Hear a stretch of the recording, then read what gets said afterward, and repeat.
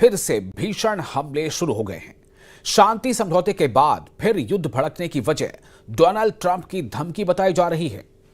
Trump ने Iran और उसके समर्थक फाइटर ग्रुप को तबाह करने की चेतावनी दी है।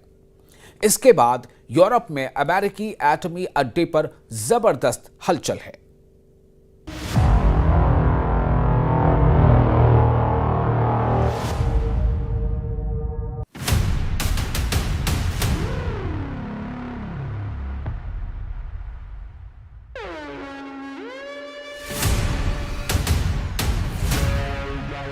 ट्रंप का ऐलान, जलेगा पूरा ईरान। 20 जनवरी से शुरू होंगे एटमी धमाके।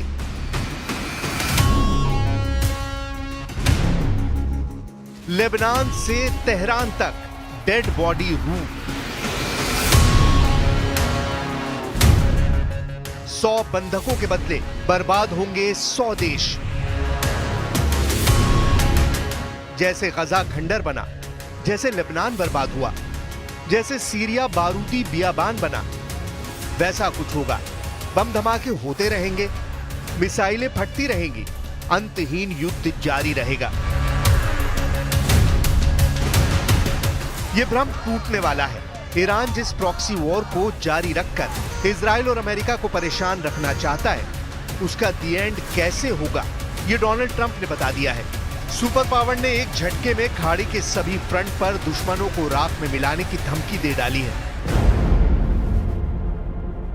यानी रॉकेट की बौछार, टैंकों से गोलों की मार, ड्रोन और जंगी जेट की टक्कर बेमानी साबित होने जा रही है। अमेरिका खाड़ी युद्ध में आएगा, एटम बम बरसाएगा और इंसानी इतिहास की सबसे बड़ी त्रासदी दुनिया झेलेगी। अमेरिका के नए राष्ट्रपति डोनाल्ड ट्रंप ने आग बबूला होकर धमकी दी है कि मिडिल ईस्ट की तबाही को कोई नहीं रोक सकता। एटम बमों के सीरियल ब्लास्ट के लिए अमेरिका ने प्लान बना लिया है। कब, कहां और कितनी परमाणु चोट पहुंचाई जाएगी, इसका ब्लूप्रिंट पेंटागन से व्हाइट हाउस भेज दिया गया है। एटमी अटैक प्लान को प्रेसिडेंट ट्रंप 20 जनवरी को साइन करने वाले हैं। यह जानकारी किसी और ने नहीं, डोनाल्ड ट्रंप ने खुद दुनिया से साझा की है। ट्रंप ने धमकी दी है कि उनका सब्र जवाब दे गया है। इजराइल के दुश्मनों को सबक सिखाने के लिए अमेरिका अब सभी हदें पार करने के मूड में है। ट्रंप ने अपने बयान में कहा है कि अगर इजराइल के बंधकों को 20 जनवरी 2025 तक रिहा नहीं किया गया तो मध्य पूर्व में तबाही मच जाएगी। मैं उन लोगों पर सख्त एक्शन लूंगा जिन्होंने मानवता के खिलाफ ये अत्याचार किया है। जिन लोगों ने ये किया है उन्हें अमेरिका के इतिहास की सबसे बड़ी सजा दी जाएगी। सही समय पर एक्शन नहीं लिया गया तो अमेरिका ऐसी सजा देगा जो आज तक किसी को नहीं मिली है। अमेरिका के सभी टारगेट सेट हैं। इजरायली नागरिकों को बंधक बनाने वाले हमास फर्स्ट टारगेट है। हमास के लिए इजराइल से युद्ध लड़ रहा हिजबुल्लाह दूसरे नंबर पर है। तीसरे नंबर पर हमास और हिजबुल्लाह की युद्ध में मदद कर रहे हूती फाइटर सुपर पावर के एटमी शिकार होंगे। अमेरिका इजराइल पर हमला कर रहे इराक के शिया मिलिशिया को भी एटमी डोज देगा। अमेरिका का पांचवा और फाइनल प्रहार इन सभी फाइटर ग्रुप के सरगना ईरान पर होगा। असल में ईरान समर्थक फाइटर ग्रुप लगातार अमेरिका को चिढ़ा रहे हैं। सुपर पावर को भड़काने के लिए हमास ने बंधक बनाए गए अमेरिकी नागरिक के प्रोपोगेंडा वीडियो रिलीज किए, जिसे देखने के बाद ट्रंप का गुस्सा 7वें आसमान पर पहुंच गया। अमेरिकी इजराइल बंधक एडन अलेक्जेंडर के इस वीडियो को देखने के बाद से ट्रंप आउट ऑफ कंट्रोल हुए हैं। קוראים לי עידן אלכסנדר ואני אסיר בשבי החמאס יותר מ-420. אבא, אני קרוי סבא סבתא. כל יום שעובר הכאב מבפנים גודל. אני מתגעגע אליכם מאוד. כל יום אני מתפלל שאני לא אתכם שוב בקרוב. בבקשה. 7 अक्टूबर को बंधक बनाए गए अमेरिकी इजरायली नागरिक ओमार न्यूट्रा को मार डालने वाले हमास का ट्रंप पूरा सफाया करने जा रहे हैं। हमास लड़ाकों को ओमर को मारकर उनका शव गाजा में नुमाइश के लिए रखा है। अपने नागरिकों के साथ हो रहे सुलूक ने अमेरिका को बेकाबू कर दिया है।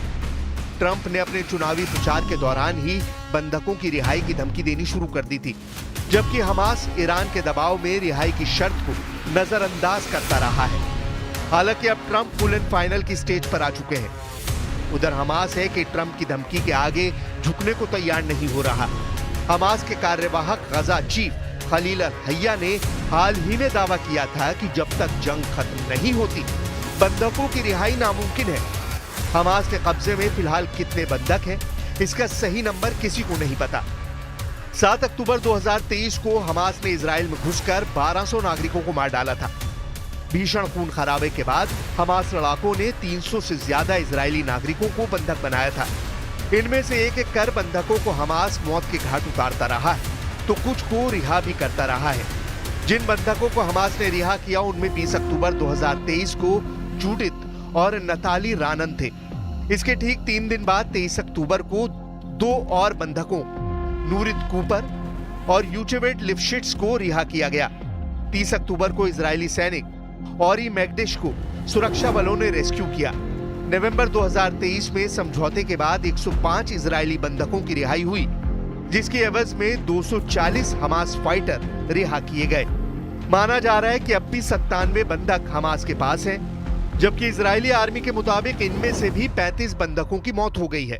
बचे हुए बंधकों को अब भी हमास अंडरग्राउंड सुरंग में बंद कर बड़ी डील की डिमांड कर रहा है, मगर हमास को यह जिद भारी पड़ सकती है। वजह यह है कि ट्रंप बेहद सीरियस है और इमोशनल भी। बंधकों की रिहाई का मिशन प्राइम मिनिस्टर नेतन्याहू की पत्नी सारा ने जब से शुरू किया है, अमेरिका का रुख सख्त हो चुका है। सारा ने ट्रंप से फ्लोरिडा के ट्रंप इंटरनेशनल गोल्फ कोर्स में मुलाकात की थी। दोनों ने साथ में डिनर भी किया था। इस दौरान सारा ने ट्रंप से गजा जंग और बंधकों की रिहाई को लेकर बात की। इसके फौरन बाद ही ट्रंप ने ईरान को क्लियर मैसेज दिया है। अमेरिका 20 जनवरी के बाद क्या कर सकता है, इसका अनुमान ईरान को अच्छी तरह लग चुका है। लेबनान से आई इन तस्वीरों को देखिए। ये इजराइल के chief of staff lieutenant general Herzi Halevi है, जिन्होंने दक्षिणी लेबनान का दौरा किया है। हिजबुल्लाह के गढ़ में हलेवी के पहुंचने को बड़े संकेत के तौर पर देखा जा रहा है। इजराइल ने हिजबुल्लाह को बेदम कर दिया है। लेबनान के बाद ईरान की तबाही का रास्ता तैयार किया जा रहा है। इजराइल वॉर प्लान रेडी करने लगा है। खाड़ी देशों में मौजूद अमेरिकी सैन्य ठिकानों पर युद्ध की तैयारियों में तूफानी तेजी आई है। सुपर पावर चौतरफा मोर्चेबंदी के बाद एक्शन में आ सकता है। अमेरिका के लिए ईरान को परमाणु धमाके से दहलाने में ज्यादा सोचना भी नहीं पड़ेगा। साल 2021 में दी गई जानकारी के मुताबिक अमेरिका ने यूरोप में 5 नेटो सदस्य देशों में अपने एटम बम तैनात कर रखे हैं। 6 एटमी ठिकाने पर अमेरिका के 100 एटम बम की तैनाती है। ये बेल्जियम में क्लैन ब्रोगेल, जर्मनी में बुचेल एयरबेस, इटली में वियानो और घेड़ी एयरबेस, नीदरलैंड में वोल्केल एयरबेस और तुर्की में इंसिडलिक बेस है। सुपर पावर के ज्यादातर एटम बम अंडरग्राउंड बेस में रखे हुए हैं। इन बमों के इस्तेमाल में जिन हथियारों की जरूरत है उनकी भी लोकेशन यूरोप में है। F-35A, F-18 सुपर हॉर्नेट जैसे जंगी जेट से अमेरिका जब चाहेगा खाड़ी में न्यूक्लियर धमाके शुरू कर सकता है। दूसरे प्लान में ईरान और उनके समर्थक फाइटर ग्रुप को समंदर से बर्बाद करना हो सकता है। अमेरिका के जंगी बेड़े दुनिया भर में तैनात हैं। इन जंगी बेड़ों को समंदर में चलता फिरता एटमी बेस कहा जाता है, जिन पर न्यूक्लियर मिसाइलें लोड रहती हैं। अमेरिका दूर बैठकर भी मिसाइल धमाके से खाड़ी के वॉर जोन को खाक में मिला सकता है। अमेरिका ने इतिहास की सबसे बड़ी सजा जापान को दी है, जहां सिर्फ 2 एटम बम के धमाके से ऐसी तबाही मची जिसकी त्रासदी आज की तारीख में भी जापान को रुलाती है। खाड़ी में ट्रंप ने एक बंधक के बदले 1 एटम बम का हिसाब लगाया है। ऐसे में 100 परमाणु बमों के ब्लास्ट के साइड इफेक्ट 100 से ज्यादा देशों को झेलना होगा। जाहिर है ट्रंप की धमकी को हल्के में लेने की भूल ईरान नहीं करने जा रहा। न्यूक्लियर युद्ध में अमेरिका से जीतना फिलहाल किसी भी महाशक्ति के बस की बात नहीं।